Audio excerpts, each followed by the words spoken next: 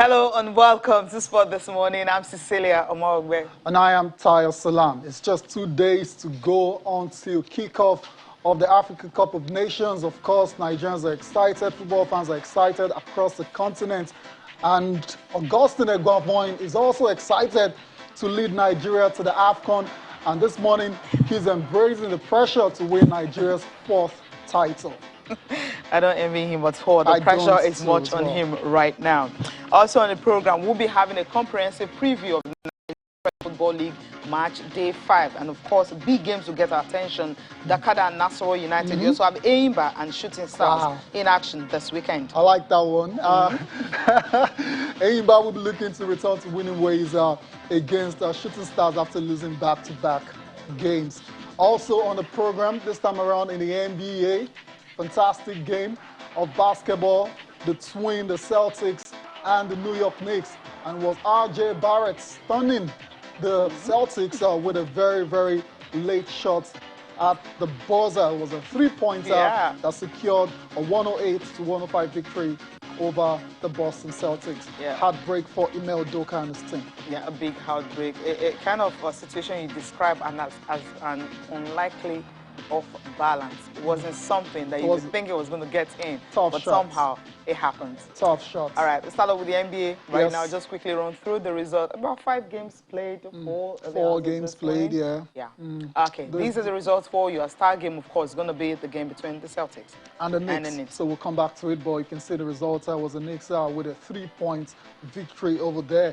There were also victories for the Memphis Grizzlies. Now they're on fire right now. And it was Ja Morant leading the way for them to extend their winning streak.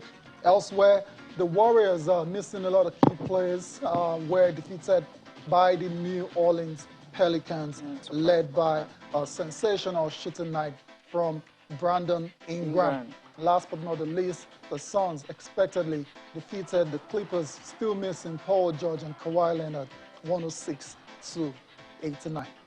Because of that, the Suns right now having the best record after the Warriors losing back-to-back games for the first time this season. All right, let's focus on the Celtics and the Knicks. Cecilia, like I said, this game went down to the wire, and it was looking destined for overtime until R.J. Barrett banked in a 3-pointer at the buzzer to give the Knicks a 108-105 comeback victory over the Boston Celtics. Stealing the headline from Evan Fournier. Yeah, Evan Fournier, 41 points, which is a career best for the French guy. 10 3-pointers. What a night. What a night for Evan Fournier coming to the party. One of those guys that were acquired over the summer. Also contributing to the Knicks' victory is Julius Randle with 22 points, as well as Emmanuel Quickly, who had 16 points, while for the Celtics, it was a wasted effort by that guy on your screen right there, Jason Tatum, 36 points on the night. Dennis Schroeder added 20 points as well, while Jaylen Brown finished with 16 points, but it wasn't enough. They lost that game very, very painfully, and you can understand how Ime Udoka is feeling this morning about letting the game get away from them after leading by 24 points. Let's get the post-game thoughts now of Ime Udoka.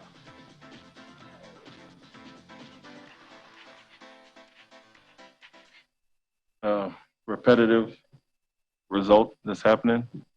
Either we're going to make some adjustments and get tired of it, or it's going to keep happening. And so, message was short and sweet. It wasn't about the last play again. It was everything leading up to it. And we need some leadership, somebody that can calm us down and not get rattled when everything starts to go a little south. And I think it snowballs between our guys. And so step up, or do I have to stop all our momentum and pace and call a play? So that's what I said to him. I mean, we started to in the fourth quarter to get specific shots. But for the most part, if we were getting stops like we were in the game, we were getting out and running and obviously playing well there. But like I said, it's been the same result, and it's some kind of lack of mental toughness there where something goes a little bad and we all start to drop our head, or everybody adds to it instead of stepping up and calming us. And so, that 15-2 run is what really stood out. End of second quarter and start of third, where things are going well and we get tired of what got us there. And 9-2 run to end the quarter, gets them back in the game to some extent, come out, hit 2 threes.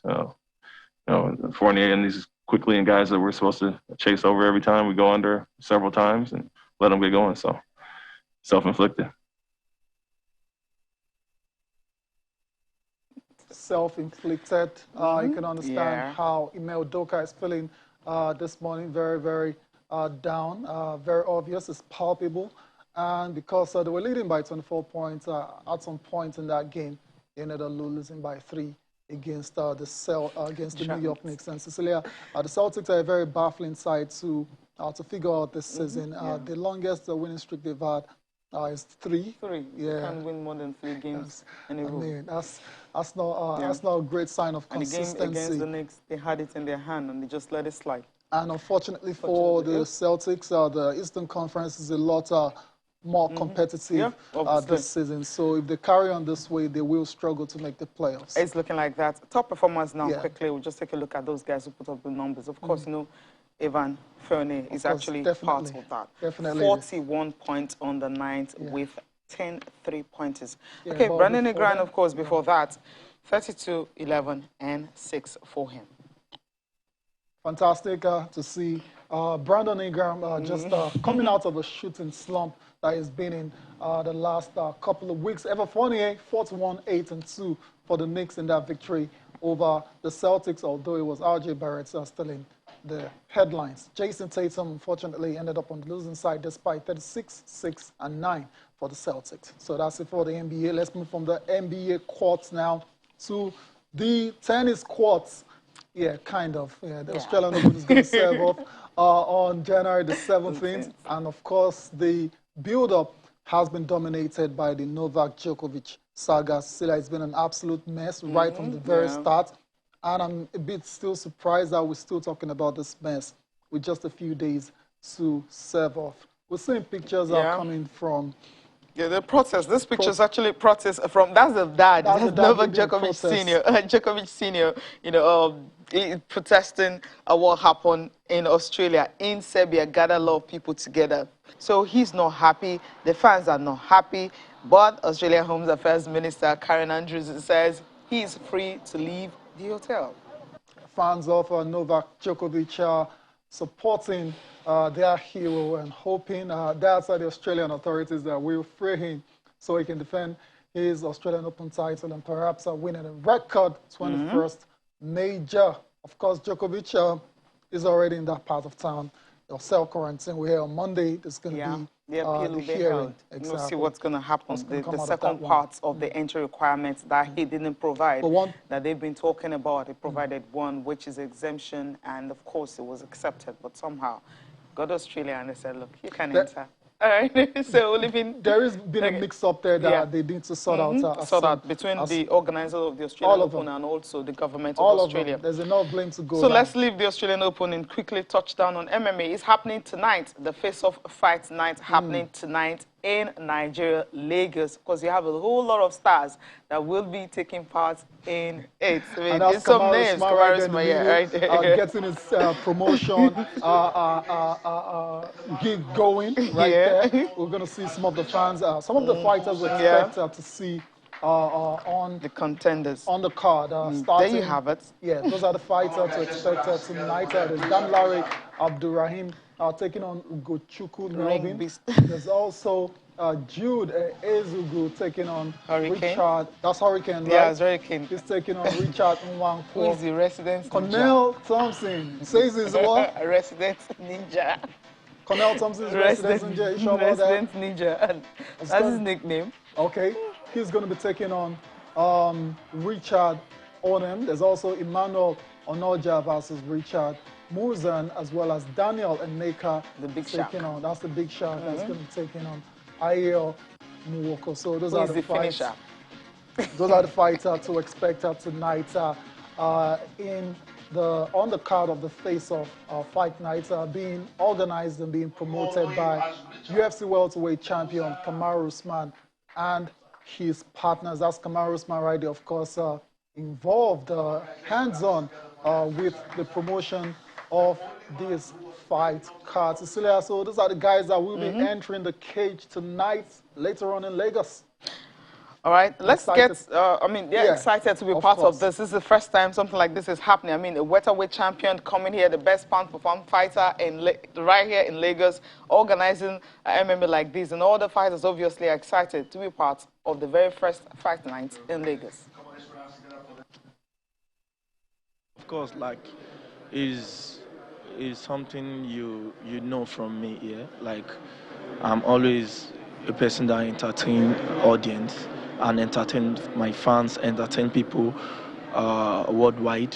So I think you should be expecting either knockout or submission, 100%. What the fans is expecting from me for this fight is nothing less than KO or TKO. I have promised them before. My opponent, I'm going to make that few minutes miserable for him inside that ring.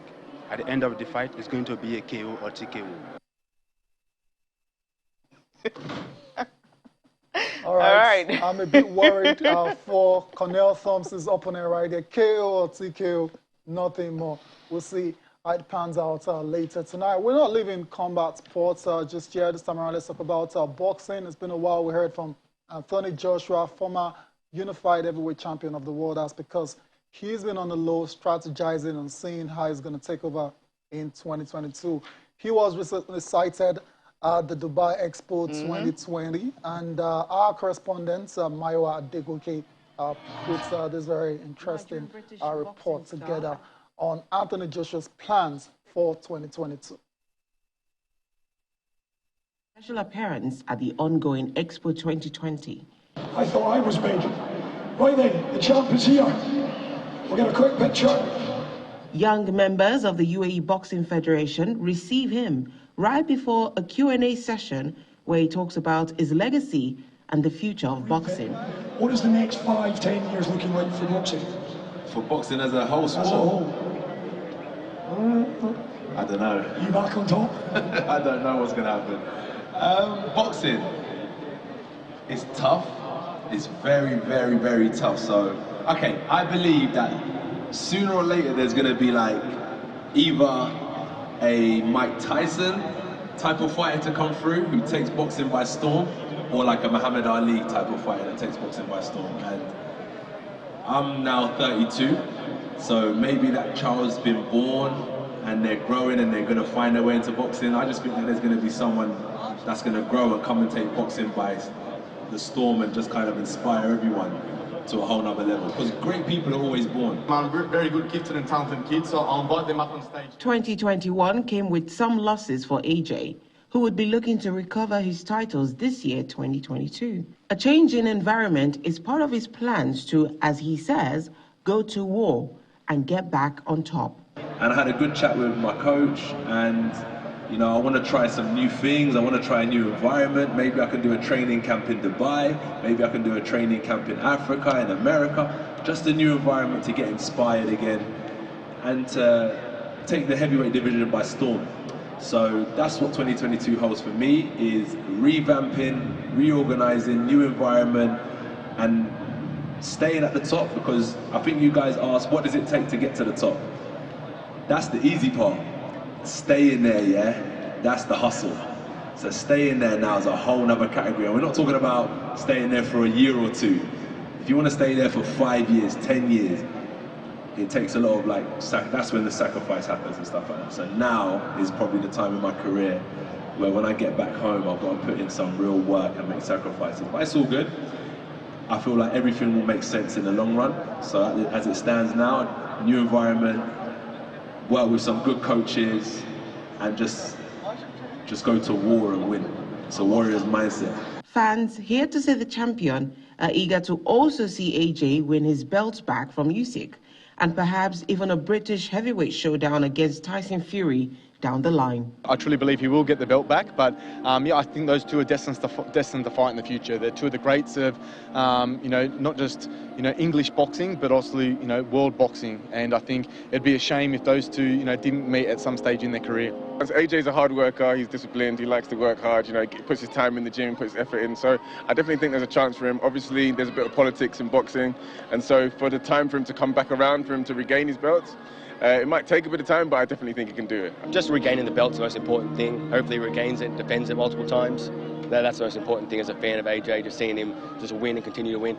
Anthony Joshua's Expo visit schedule includes a tour of the site, as well as visits to the UK and UAE pavilions. From Dubai in the United Arab Emirates, Mayo Adegoke for Channels Television News.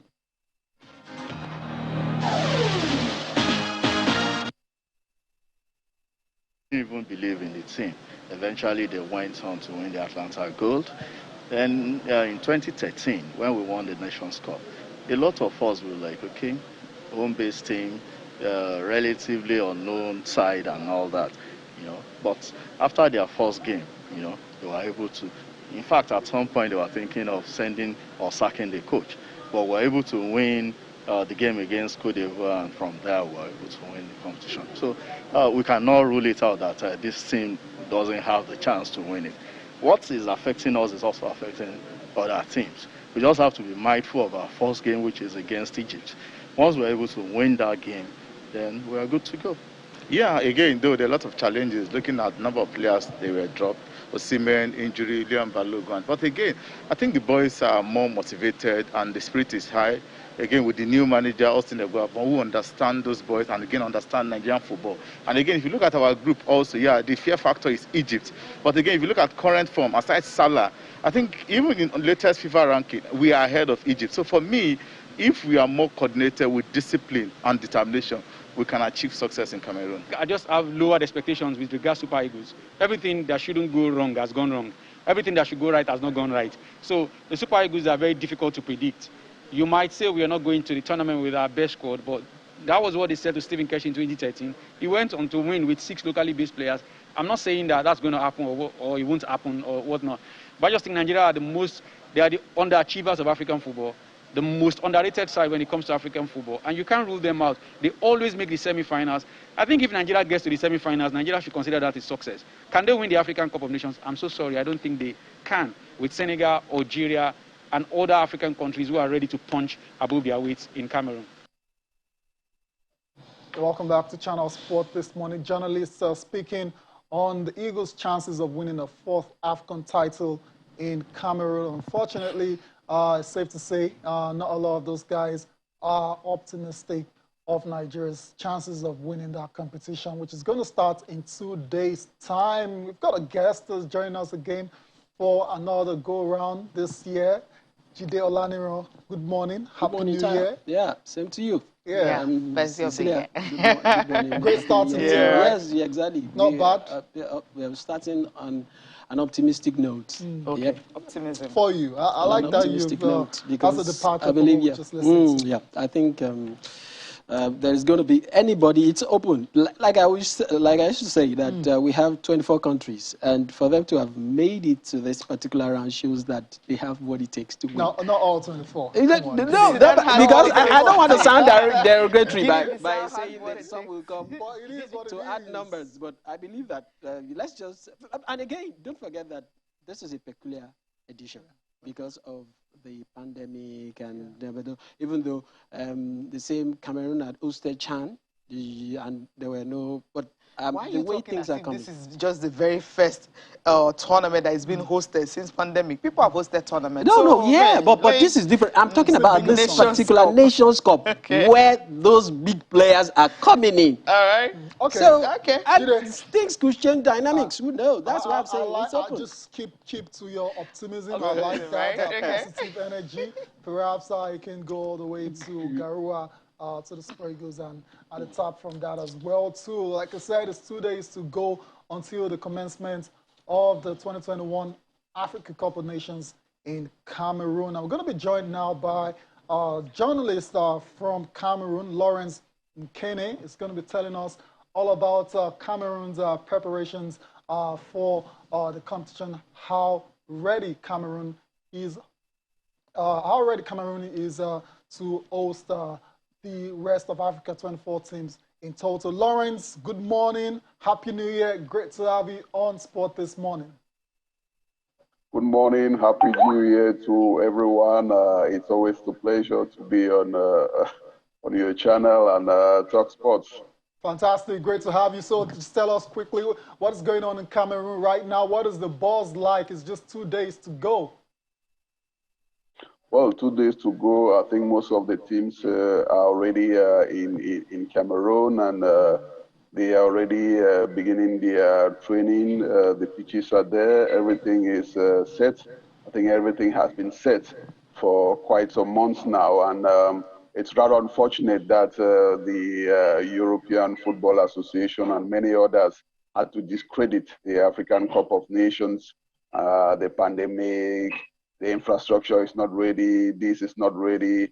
I mean, it was a whole bunch of nonsense. Now the players are there, they are training, and for those who are there, for the photographers, cameramen, I mean, they'll look at the quality of the pitches, especially the training pitches, and they'll realize that we have been set and ready ever since. Let's not forget that we hosted Chan, and I think Chan was a great opportunity for us to really test ourselves, test the infrastructure, test our capacity of being able to host an international tournament. And Chan being successful under the in the midst of the pandemic, we think the African Cup of Nations, though bigger, is just like a repetition of Chan. So the country is set, and we are ready for the tournament. And I think one other information that the viewers need to get is that Cameroon is one of the least hit COVID-19 countries in Africa. I mean, we have just about 400 cases. We have a recovery rate of 85.7%. So the pandemic, we have a mastery of how to handle things like that, and we have hosted other competitions during this pandemic. I mean, the African Handball Cup of Nations was hosted in Cameroon, basketball, volleyball, international competition. So, I mean, we have the experience of hosting tournaments during the pandemic. Awesome stuff. I have to say, we're all impressed with the pictures that we're seeing coming out of Cameroon, the pitches, training. We're just seeing the Olympia Stadium, which is going to host, you know, a lot of those games, including the opening match between Cameroon and Burkina Faso as well. So before we come to Cameroon's expectations for the competition, let's talk about the fans out there, though. How excited are they for this competition, considering the issues of COVID and all of that? Do you think fans are going to come out and watch these games from what you've seen so far? Well, fans are going to come out. I mean, we have a football-loving nation, and we saw it during Chan. It doesn't need to see Cameroon play before you see fans going into the stadium. People just love, just like Nigeria, people just love football out here. Whosoever plays, people just want to go into the stadium. I think this time around with with the strict measures put in place, I mean, you need to get vaccinated and show a COVID-19 negative test to get into the stadium. Maybe that is some of the things which can scare people away, because our vaccination rate in Cameroon is just about 6%. And now some people are just getting vaccinated because they want to watch football. And there are others who are still doubting whether they are going to go into the stadium. But so far, I try to incur on ticketing. I think most of the tickets for the opening games are already sold out. So people are ready to come. We have Cameroonians from the diaspora, USA and Europe especially, who are coming back home for this tournament. You know, generally in Africa, people come in December.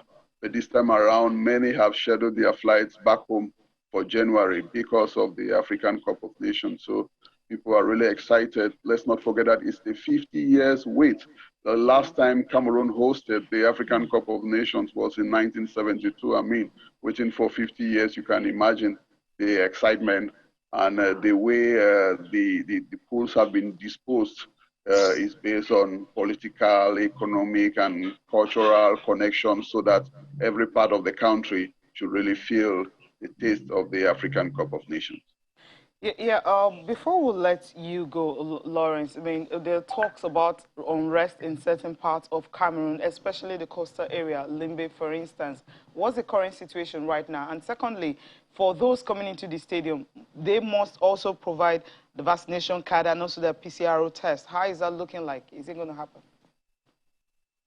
Well, I mean, security concerns, they are in every nation. I think even in Brazil at the World Cup, in every nation, you always have a security concern. We have this conflict between the English part of the country, some of the people of the English part of country against the French-speaking part, because I equally am originally from the English-speaking part of the country, you know, with the long history with Nigeria, British colonialism, etc. But I think this has been taken care of because during Chan we still had the same security issues.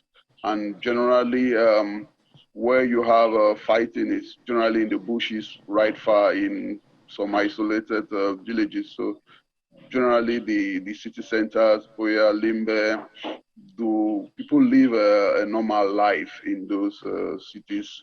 I tell you, I'm originally from those areas, so in the city centers we have no problem concerning that. So I think people should be rest assured. You could call or talk to maybe Nigerians already living there for years, and they will tell you people go about their lives normally. So we have much more noise on social media than reality on the field because we got so many noises, so talk of security concerns and things like that. And at the end of the day, we got Chan without any problem. In the city of Limbe, equally, Kaiser Chief came to play in Limbe for the African Champions League, I think a year ago or something like that. They played, and at the end of the day, they were surprised and I was asking, but they told us that there were security issues here. We said, yeah, okay.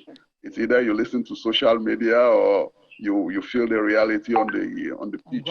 And concerning the COVID-19 and PCR tests, it's a big debate out here. I mean, everybody has to be tested before entering into the stadium.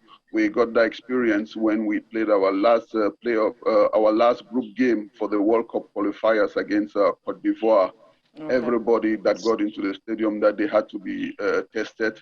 We had some quacks, and I think these games have really served as a big test in order to manage the fans, direct people into the stadium. Can you imagine you have to do the test, get your results before being offered a ticket for the stadium? So people were grumbling, but at the end of the day, people got adapted to the system, and this time around, the thing has been really been simplified, computerized, such that as you do your test, you have your results on your mobile phone, and there is a code that is being detected at the entrance of the stadium before you get in. Yeah, interesting. I believe from all you've said, it simply shows that Cameroon is ready to host, and there's nothing for anyone to be afraid of. Thank you so much, Lawrence, again, for joining us this morning on the program. It has been a pleasure to be on Channels Television.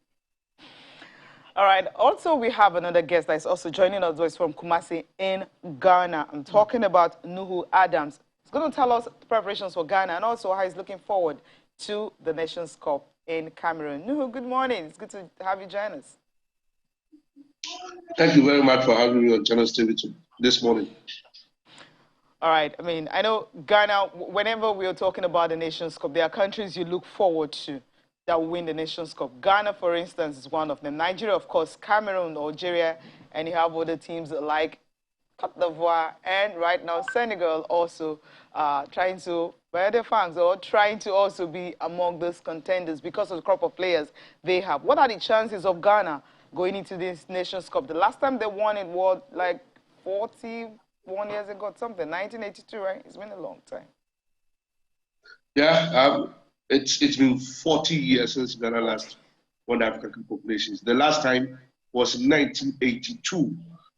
So we've been chasing for the title for quite too long. Yes, history, pedigree, Ghana will always be favorites when it comes to the tournament. But looking at how Ghana has fared in the last few competitions, that's the World Cup qualifiers and the African Cup of Nations qualifiers, I think many people are not so much enthused about the team. Many people are doubting that this team can go as far as winning the tournament. But, you know, this is football, this is tournament. And Ghana, as we all know, have been in this situation before. They always warm themselves up when the tournament is ongoing. The first match, you will not see much from Ghana, but from the second and third matches, then you see Ghana coming up. So I think maybe that's how we are going to start. We had a terrible score against Algeria in the friendly, which we lost 3-0. Yeah. So I think many people are not having the belief that this team is capable of winning the African Cup of Nations. And I'm one of those people. I'm not so much optimistic about this team. But I think once it is football, once it is tournament, the coaches and the technical analysts know how to deal with every single match and then make sure they get to the stage they want to get to. I can't remember 2013 when Nigeria were coming to the African Cup of Nations in South Africa. Few people gave Nigeria a chance to win the Cup of Nations, but at the end of the day, Stephen Keshi, the late, and his guys were able to win it. Cameroon in 2017, they had 7 players rejecting to join the national team, but at the end of the day, they were able to win the Cup of Nations. So yes, Ghana are not flamboyant in the last few weeks or few months, but I think if the coaches are able to get their formation and tactics right, probably we can get Ghana going to the quarterfinals or the semi-finals of the tournament. All right, no, I want to thank you so much for joining us on the program this morning. Hopefully we can have you again joining us on the program just to have a comprehensive preview of the Nations Cup. And all the best to Ghana. Thank you very much. They can win the Nations Cup this time around. Okay. All right, we still have Jide in the studio. I mean, Ghana is not hopeful. I mean, you listen to Nigerian journalists also not hopeful because he's looking at the crop of players that they have. What's wrong with the crop of players Ghana have? He feels they're not good enough to win the Nations Cup. You've got the brothers, Jordan and good Andre.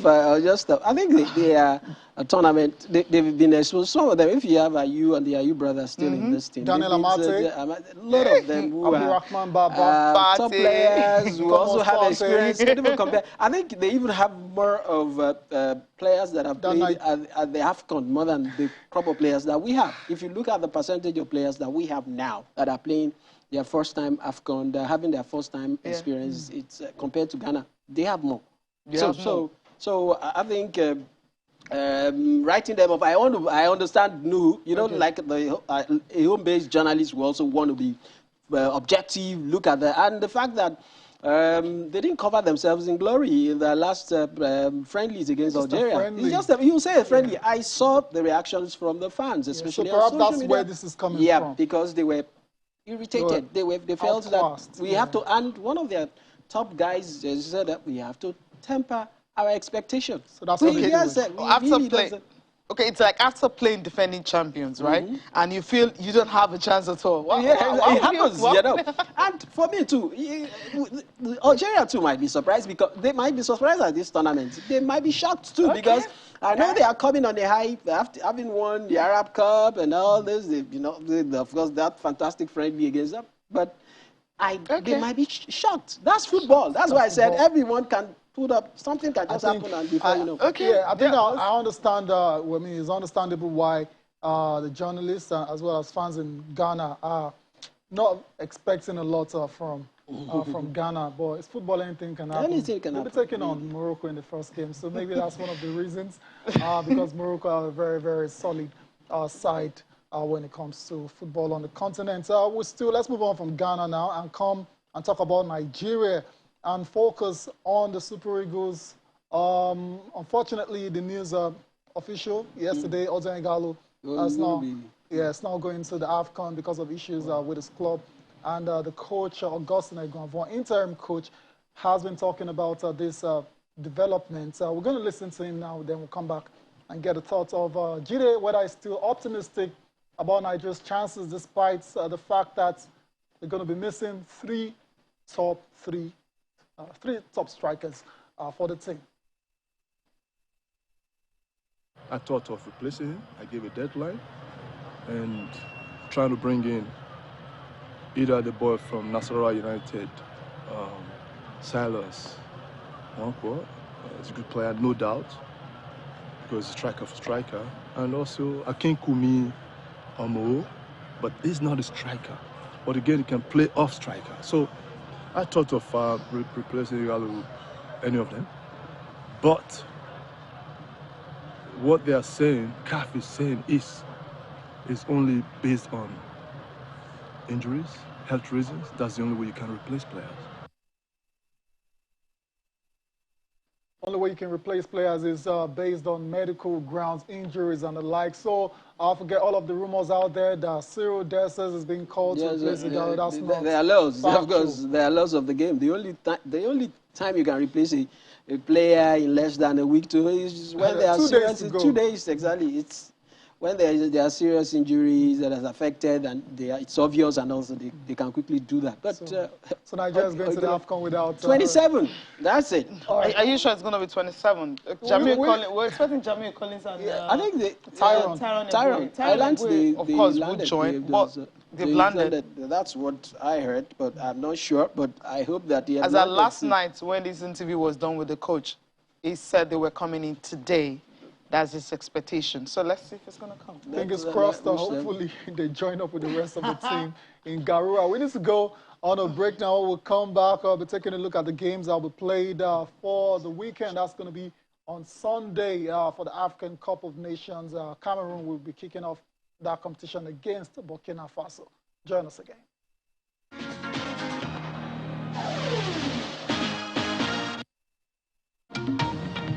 Social media is changing how we millennials access the news.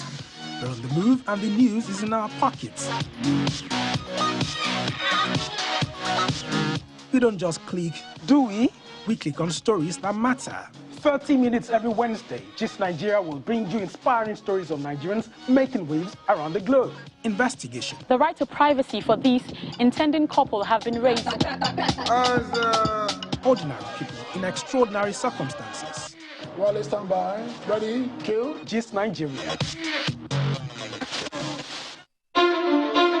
On this chair, we sit. When the conversation needs to be frank, we sit. There is enough work for God to do, but we haven't done our own share. In our daily conversations now, there is too much gone. When it needs to be truthful, we sit. We are making progress. Are we making progress as much as we should? No. When it demands the unafraid, we sit. You cannot circumscribe somebody's rights. People have a right to say, I don't want to be in this country. When inspiration is the motive. I believe there is a drive, a hunger that Nigerians seem to have that just takes them to the top. We sit on this chair for hard copy. Fridays at 8:30 p.m. only on Channels Television.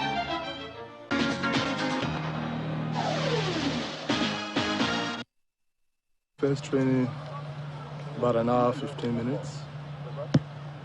Couldn't do everything that we wanted to because of time factor. But however, I think we're very impressed. You know, the field also, it's very good. Environment is good. Weather is good. And the boys responded very well. And we're happy. People are saying, yes, they expect Nigeria to win the AFCON. That puts me under some pressure. But I'll take it and digest, and then we'll take it game after game. I mean, it's not going to be easy because every team that have come here have come to prove a point. You know, and the first game, it's very crucial to any team. That will give you a lot of encouragement. You know, going to the tournament proper. So I would say a little bit of pressure, but I think I'm more relaxed now than about 2 weeks or a week ago. Eguavoen, embracing the pressure to win Nigeria's fourth AFCON title. He says he's a bit more relaxed now, but then the pressure is on. That's the job. It shouldn't be new to him. He should be at home with this particular pressure. And he knows that there is a situation that led to his assuming this particular office. So the pressure is understandable. And the fact that it's looking like everything is not working as far as the Super Eagles is concerned now, because I'm yet to hear about any other country that is having problem getting most of their players released. I don't know. Okay. I really don't understand. Question the only thing you talk about us now, the only story you want to discuss, everybody seems to be discussing, is that we're still expecting 2 players. Why? 25. Why? We don't know. He might just end up playing Nations Cup with 25 25 players. and hope that nothing happens to any of them. So Tyrone, there was an agreement that I was going to play one more game for Venezia, which ended up being postponed yesterday. Right. So obviously it's going to take some time to come from Italy. Maybe today. This kind of situation gives room for, conspiracy theories, where this guy was just there trying to set up this guy to fail. I don't know. Or maybe Tyrone is a late call-up for, I know. So, what about Jamilu? Jamil Collins. People are trying to explain it. There's stories flying around about him having COVID and all stories. Then he should come out. He should have said that. Maybe vaccination or something. But let's leave it at that, because it's all rumors. Speculation and all that. The official speculation. But why don't we have an official word from the Nigeria Football Federation on matters like this? They don't. They are tired of explaining. They know they bungle some of those things. They are tired. So maybe we'll bring up that discussion again on Monday. Then let's take a look at the games for the Nations Cup this weekend. In Group A, Cameroon, of course, is opening that against Burkina Faso. And you also have Ethiopia and Cape Verde. That's the games that will be played on Saturday, Africa Cup of Nations. Cameroon, Burkina Faso, Ethiopia, Cape Verde opening it. Nigeria won't play until on Tuesday, which is 11th. Okay, there you have confirmation of the fixtures from Group A. Now, quickly, we'll run to MPFL. Match day 5. Big games for this weekend. The Kada will be up against Nasarawa United. There's also the game between Enyimba and Shooting Stars. And you have Heartland and Wiki Tourist in action. Katsina United and Gombe United also in action. Kwara United, Rangers, Lobby Stars, Akwa United, MFM and Abia Warriors, Niger Tornadoes and Rivers United, Remo Stars and Plateau United. You also have Sunshine Stars and Kano Pillars. Now, Tayo asked a question with Shooting Stars coming to Enyimba. Enyimba has lost 2 games back-to-back on the bounce after winning their first 2 games. Now against Shooting Stars at home. Can they bounce back with this one? Most likely. Of course, they'll have their inspirational captain back after serving a 6-month ban. Austin Oladapo is back now. So that's for Enyimba. And I think for Finidi, I don't know why. I understand. I don't know about the noise about him losing. It will happen at some point. And that's a welcome development. Actually, that's he has finally been inducted into the Hall of Fame of the Nigerian Premier League. So it's good. But I feel, on a serious note, they need this particular game because to turn things around. And like their captain said, I think his addition he will also kind of ginger the team to want to do more. For Shooting Stars, they got their first win of the season already. Also, and I'm not sure whether they are good travelers yet, because from the results I'm seeing, but they've got a point away from home already. Exactly, yes. But I need to see how consistent they are with that. So, and I know that one thing that the psychologists will mostly tell them is that, you're meeting a team that has lost their last 2 games. Why can't you can also do it? So most likely they will make it 3. That's just it. But it's going to be, no doubt. I see that it's going to be an interesting game. Which other one will get you talking quickly before we leave MPFL? I want to see how Dakada will manage their life after being banished to against Nasarawa United. But I want to see how they begin to do that. Things are strange. We live in strange times, and hopefully they don't get to slap in a foreign land this time around again. Remo Stars and Plateau United, good matchup. Remo is topping. Might say early days, but playing against Plateau too at this time, hosting Plateau, they are going to come with their hands full. This is a game that is going to be very, very competitive too, because Plateau has great football in terms of their personnel, fantastic guys that they have, and they will give Remo Stars a run for their money. And now it's a fixture you need to watch because they are number one on the log now. So Plateau United, we want to give them a run for that money, for their money rather. Okay. All right. Time to take a look at the papers right now. Yeah, before we go. Starting up with Complete Sports. Yes, Complete Sports right here. That's what I'm starting up with. Complete Sports, you have Eguavoen. We will go all out for victory against Egypt. Super Eagles take it game after game. Collins and Eguavoen will arrive today. Hopefully they can join the squad. Infinity, Salah, not only Egyptian that can hurt Eagles. Okay. All right. Let's see. Eagles hold first training session. That was the training session you saw earlier. So they accept, we will give Nigerians something to cheer, asking for support and patience with the Eagles. Why NFF cannot replace Igalo? Okay, you have something right here on complete. Then it's nominated for 2 Watford awards. All right. Underestimate Sudan at your own peril. That's coming from EPL star. And Okoye says Eagles more focus on AFCON trophy. As on Complete Sports. All right, let's go to Sporting Life. Also, Eguavoen, NFL pushing for Igalo. Now, I think this story is deaded now. And Igalo, they're going to move on without Odia Igalo. There's also a story concerning, or according to Ahmed Musa, the captain of the team, saying Samuel Chukwueze is more dangerous than Mo Salah, insists Egypt have more to worry about. What do you make of that one? Yeah, it's you have to play up. If you don't play up your own chances, who will do that for you? Okay. So it's good, and I also want to believe that for Samuel Chukwueze, whose mom has held his legs before he traveled, I think that could also do some. That could also inspire the young man to do something. All right, fingers crossed. Martial emerges as a target for Newcastle United. Aubameyang, Lemina contract COVID-19.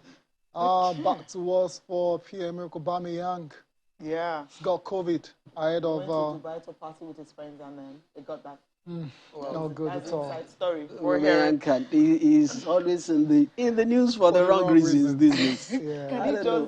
It's a shame. He plays his game more, he plays his game more on the pages of newspapers with bad press these days than kicking ball.